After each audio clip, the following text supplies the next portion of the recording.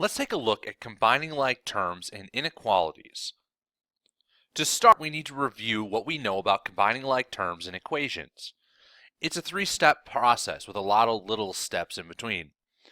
Start by combining like terms. In order to combine like terms, you want to look at one side of the equation at a time. The right side, there's nothing to combine. It's already simplified. On the left side, I can combine those like terms. I need to categorize them somehow. I know that I have a set of x, I have another set of x, and my constant. Categorizing like this tells us which terms go together. I very clearly can tell that the 8x and 2x are going to be combined. 8x minus 2x gives me 6x. The 2 just comes straight down, plus 2. 38's the same, it's already simplified. I simplified down my equation. Now I need to decide what type of equation you have after you simplify the equation. I've simplified it down. This is a two-step equation. I know that because there are two operations. I'm multiplying by 6 and I'm adding 2. So now I just need to solve. In this case, the two steps, I'm going to think through my operations. I know that I'm multiplying by 6 and adding 2, so I need to undo that by subtracting 2, then dividing by 6. When I do that, I'm left with just 6x on the left, leaves me with just 36 on the right. Now I'm going to divide by 6, as I already figured out I'm going to do. That gives me an identity of 1. 36 divided by 6 gives me 6. X equals 6 is my solution. With equations, your solution is one single value.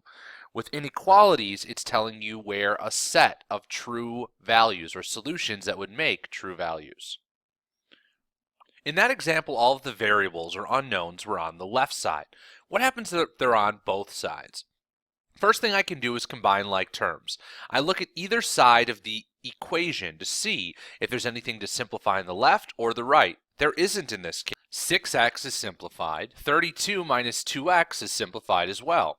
Some people look at combining like terms. They look at this equation as one big set of terms. We have x's on one side, x's on the other, and then a constant. I can't just combine these, though, easily.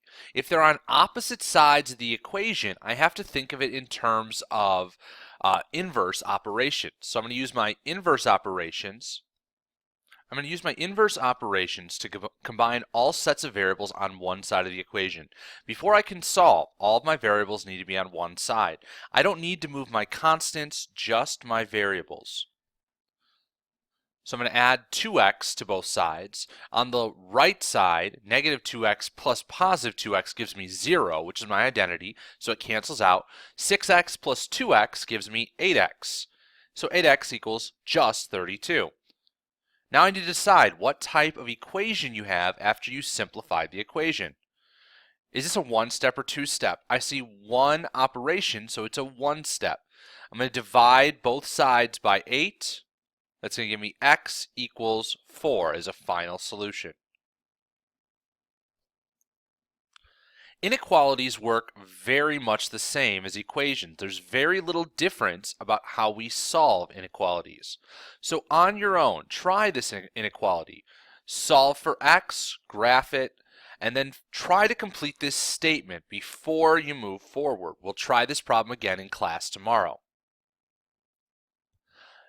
When I start an inequality like this that needs to be simplified first, so this is a multi-step inequality, I need to combine like terms on each side of the inequality. So I'm going to start on the left. I see a constant, I see variables, I see variables. Negative 7 plus, or minus technically, because it's negative 5 plus 2 gives me negative 3x. 2 plus 3 gives me 5. Notice the inequality symbol is exactly the same. I don't need to move any variables over because they're already on one side, so I just take the time to decide what type of inequality you have after you simplify the inequality. Is this a one-step or two-step? I see two operations, minus 7 and times negative 3. So it's a two-step equation. I'm going to go through this problem thinking two steps. I'm going to solve this. First thing that's happening is I'm multiplying by negative 3. Next thing, I'm subtracting 7. So I'm going to add 7 to both sides and then divide by negative 3. Negative 7 plus 7 gives me 0, leaving me with just negative 3x on the left. 5 plus 7 is 12. Now I have one more step. I'm going to divide by negative 3 on both sides like I already decided I would do. Notice that when we divide both sides by negative 3, the inequality has to flip around. It went from x is less than negative 4 to x is now greater than negative 4. Whenever you multiply or divide by a negative, we need to flip that inequality around. Now I can graph my inequality. That's the final step with an inequality. I find negative 4 and I plot an open circle. I need to now figure out which way it's going to point, which way all my solutions are located. I like to use 0. 0 is great because I know where 0 is located. It's less than all all positives. It's greater than all negatives. That makes checking for true or false statements very straightforward. 0 is greater than negative 4. I know that's a true statement. 0 is greater than all negatives, so I'm going to point at 0. I could pick any of those points. 5 is greater than negative 4. 4 is greater than negative 4. Even negative 2 is greater than negative 4. However, if I look at negative 5 is not greater than negative 4. It's to the left of negative 4. Values to the left are less. Values to the right are greater. With this first problem, we need to combine like terms on the left side. The right side's already simplified. So I see 2x, 1x, and negative 9. Notice that when I categorize, I include the sign or operation, because a positive x is the same as plus x. A positive 9 is the same as minus 9. We're taking that expression and breaking it down to its terms. That gives me 3x minus 9 is greater than 4. We already know that 4 is already an inequality by itself, already simplified as is. After you've simplified down your inequality, it's time to determine whether it's a one-step or two-step inequality. I see two operations, 3 times x and minus 9. So it's a two-step. So that helps me figure out my next steps or my next decision here. So I'm going to take the time to figure out what's happening to my variable and how do I undo it. If I follow the order of operations and x was an actual value, not just an unknown variable, I'd be multiplying by 3. And then whatever value I get there, whatever product, I would subtract 9 from it. So to undo that, I'm going to add 9 and divide by 3. I have my steps, so I'm going to follow them. Add 9 to both sides. That gives me 3x is greater than 13. Notice the inequality stays the same. Now I'm going to divide both sides by 3. That gives me x is greater than 4.3 repeating, or 4.33 if you round to 2 decimal places. Simply solving the inequality is not enough. I now need to plot it. I need to find on my number line where 4.3 repeating is located. To find decimals or fraction answers in inequalities, I need to estimate. 4.3 repeating is between 4 and 5. It's about a third of the way between 4 and 5. It's going to be closer to 4. We just have to estimate. So I'm going to put it about there. It's not on 4, but it's not close to 5. Figuring out which way our solutions are located is the biggest challenge. Best way to do this is to plug in a point. I like to use 0 because 0 is very well known. 0 is greater than all negatives. It's less than all positives. 0 is not greater than 4.33. I don't even need to know what the value is. If 0 is greater than a positive number, that's a false statement. So I can't point at 0, which is to the left. I have to point away from 0, which is to the right. If you get worried, pick another one of those points. 10 is greater than 4.3 repeating. 5 is greater than 4.3 repeating. 15 is greater than 4.3 repeating. That's why we point at those solutions. This next problem we can simplify by combining like terms on the left and combining like terms on the right. I have x, 11, and 1. So I have two constants, one variable. That gives me x plus 12 is less than or equal to whatever the other side simplifies down to. On the right side, I have a constant, set of variables, and another set of variables. So that's going to give me negative 4x plus 2x is negative 2x plus 3. Notice the inequality symbol stays exactly the same. It just drops straight down. I combine like terms on either side of the inequality, but now I need to combine across the inequality. I see an x by itself on the left. I'm going to move that to the right side of my inequality. In order to do that, I need to use my inverse operations. That's a positive x, so I need to subtract x from both sides. X minus x gives me 0. That's my identity, which means I have 12 on the left side. That's going to give me negative 3x, because negative 2 minus 1 is negative 3x plus 3. Now I can determine whether I have a one-step or two-step equation. I've turned something I don't know into something I do know, a one- or two-step inequality, not equation. In this case, it's two-step. I see two operations, so I need to think two steps. I see two operations, so I'm going to solve using two inverse operations.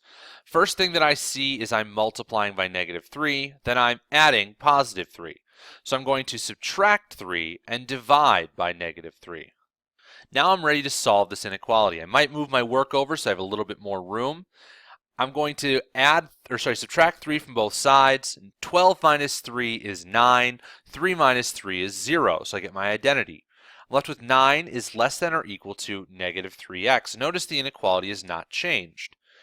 I'm going to divide by negative 3. The key word here is dividing by negative 3. It's not because I'm dividing a value by another value. It's because I'm dividing by a negative that my inequality is going to flip. 9 divided by negative 3 gives me negative 3.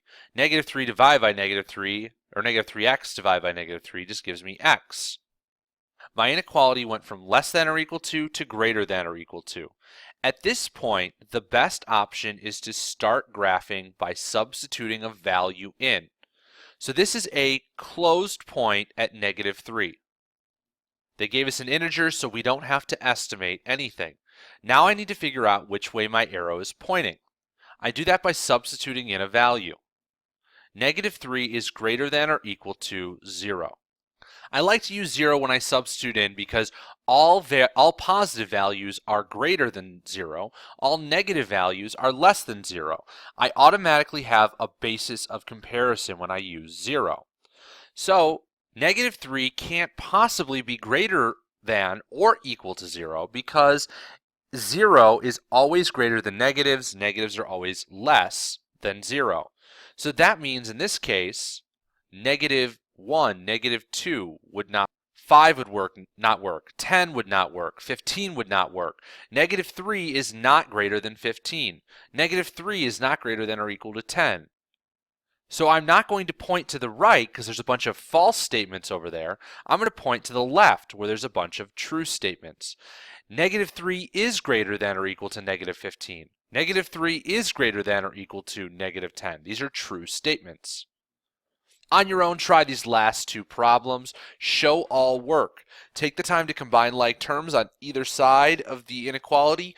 If you need to combine like terms across the inequality, you need to use your inverse operations. In order to move a variable from one side to the other, you need to use the inverse operation. Once you have it all simplified, decide, is this a one-step or two-step inequality? What we do is we turn multi-step inequality, something we may not know, into something we do know, one-step and two-step. Once it's a one-step or two-step, you solve. You cannot graph an inequality on a number line until you've solved it and gotten x by itself. Once you have that, take the time to plot open or close. Remember, if it's closed, that usually means it's also equal to, greater than or equal to, less than or equal to. Figure out which direction the solutions are located. We do this by plugging a solution in. If we get a true statement, point your arrow at the true statement. If we get a false statement, point your arrow away from the false statement.